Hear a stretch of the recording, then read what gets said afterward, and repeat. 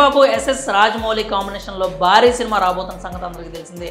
RRR వంటి global block బస్టర్తో Rajamouli stardom international లెవెల్కి వెళ్ళిపోయింది. దాంతో ఇప్పుడు హీరోనే డామినేట్ చేసే స్థాయికి వెళ్ళిపోయాడు మన జక్కన్న.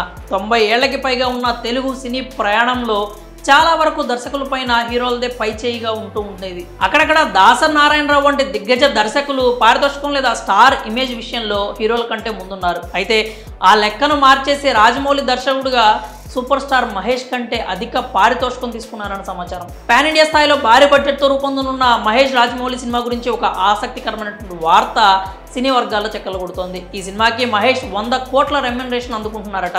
ఇక మహేష్ లెక్క ఎలా ఉంటే రాజమౌళి ఈ సినిమాకు రెమ్యునరేషన్తో పాటుగా లాభాల్లో వాటా కూడా తీసుకుంటారని తెలుస్తోంది.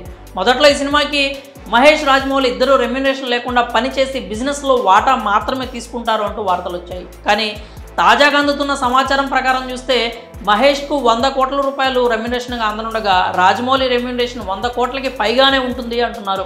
ఈ వార్త విన్న కొందరు సినీ ఔత్సాహికులు సూపర్ స్టార్ అయినా సరే మహేష్ ప్రస్తుతం రాజమౌళికి ఉన్న బిగ్ ఇమేజ్ దృష్ట్యా ఆయన డామినేషన్ ఒప్పుకోక తప్పదు అంటున్నారు. ఇక ఈ సినిమాకి సాంకేతిక విభాగంలో పనిచేసేందుకు cinematographer PS Vinod, VFX supervisor RC Kamal Kannan, production designer Mohan Bingi, editor Thammiraju వంటి సీనియర్ టెక్నీషియన్స్ని ఎంపిక చేసుకున్నట్లు తెలుస్తోంది. అంతేగాక ఈ సినిమాలో హాలీవుడ్ నటులు కూడా నటిస్తారనే ప్రచారం అయితే జోరుగా జరుగుతోంది. గతంలో దీనిపై ఈ ప్రాజెక్ట్ రచయిత విజేంద్ర ప్రసాద్ స్పందించారు. కథ ప్రకారం ఈ సినిమా ఆఫ్రికా దేశంలో చిత్రీకరించాల్సి ఉంది కాబట్టి హాలీవుడ్ నటులు నటించే అవకాశం ఉంది అన్నారు. మరి పారితోషికం విషయంలో రాజమౌళి మహేష్ని డామినేట్ చేస్తున్నారంటూ వస్తున్న వార్తలపై మీరేమనుకుంటున్నారో మీ అభిప్రాయాలని కామెంట్స్ రూపంలో తెలియజేయండి.